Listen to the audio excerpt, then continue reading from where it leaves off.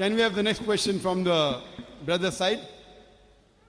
I am Mr. Kumar, a profession by teaching. This is my questions.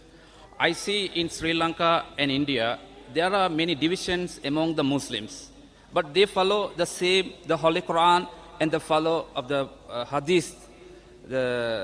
But even though they are following the same matters, there are many divisions in Sri Lanka as well as in India. So I would like to get a better reply. I waited till the right person to come in the right time. Please go ahead. Brother Kumar has asked a very good question, very important question.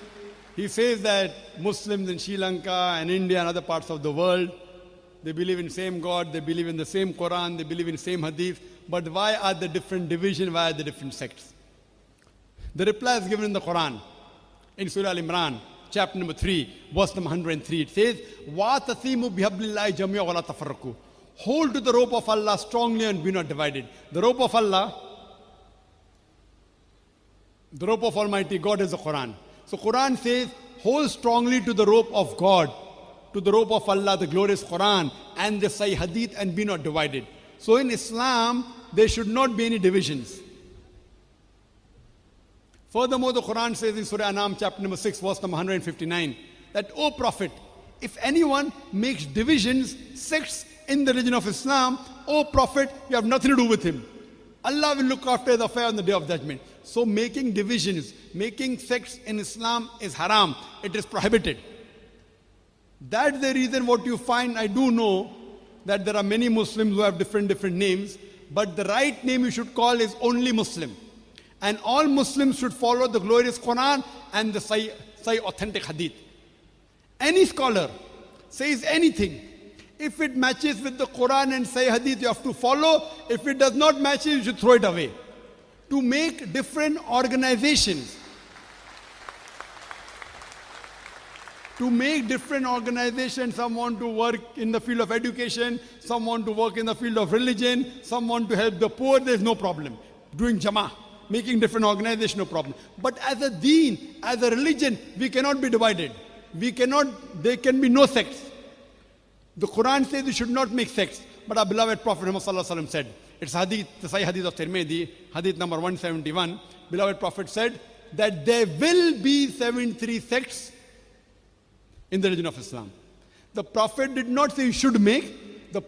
Allah says don't make, but Prophet said there will be. Unfortunately, we Muslims are divided. And the Prophet predicted that. The people asked that, and the Prophet said only one will go to Jannah, only one will go to paradise. The Prophet asked who? The Sahabas, the companions asked who? The Prophet said those that will follow me and will follow the Quran. That follows the Quran and my example. Today, unfortunately, we have different sects: Shia, Sunni, Hanafi, Shafi, Hanbali, Deobandi, Barelvi. What was the beloved Prophet? There is no Shia Sunni in the Quran. What was the beloved Prophet? Our beloved Prophet Muhammad sallallahu alaihi wasallam was a Muslim. The Quran says in Surah Al-Imran, chapter 3, verse number 64, Qala innani minal muslimin. Say that I'm a Muslim. Anyone who says a Muslim is a person who submits his will to God. Any scholar says anything. All the four great Aimmat, Imam Abu Hanifa, Imam Ahmad ibn Hanbal, Imam Malik, Imam Shafi, all of these four great scholars, they said, if you find any of my fatwa which goes against Allah and His Rasul, you throw my fatwa on the wall. Therefore I say, whatever Dr. Zakir Naik says in Islam is zero. What I say is zero. What you have to follow is Quran and Sahih Hadith. Therefore all my answers are backed with Quran and Sahih Hadith. Chapter number so and so, verse number so and so. All these four great scholars, we love them all. We respect them all. They never came to make sects or divisions. They came for people to understand the religion better. But unfortunately, the followers, they started making divisions. Unfortunately. What we have, any scholar says anything, if it matches with the Quran and the Sahih Hadith, you obey it, otherwise reject it. Allah says in the Quran in Surah Nisa, chapter 4, 59, Atiullah, Atiur Rasul. Obey Allah and obey the Messenger.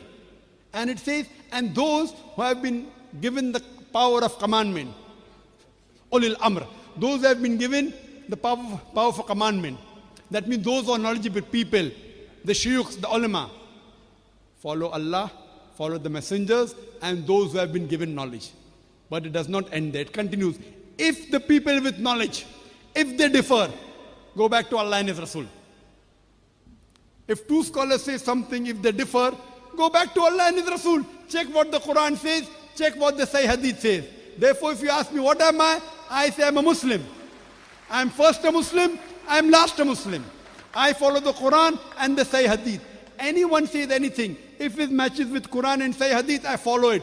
If it's a deviation because of culture, because of the land, because this country has a different culture, India has a different culture, Sri Lanka has a different culture, Pakistan has a different culture, don't follow culture, follow Quran, the saying of Allah the Creator, and the correct saying of Prophet Muhammad Sallallahu Alaihi Wasallam.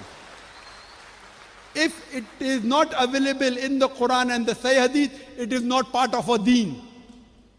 If it is proven from the Quran and Sahih Hadith, it is our deen. So Islam is only one, and there should not be division in this religion. Hope this answers the question, brother.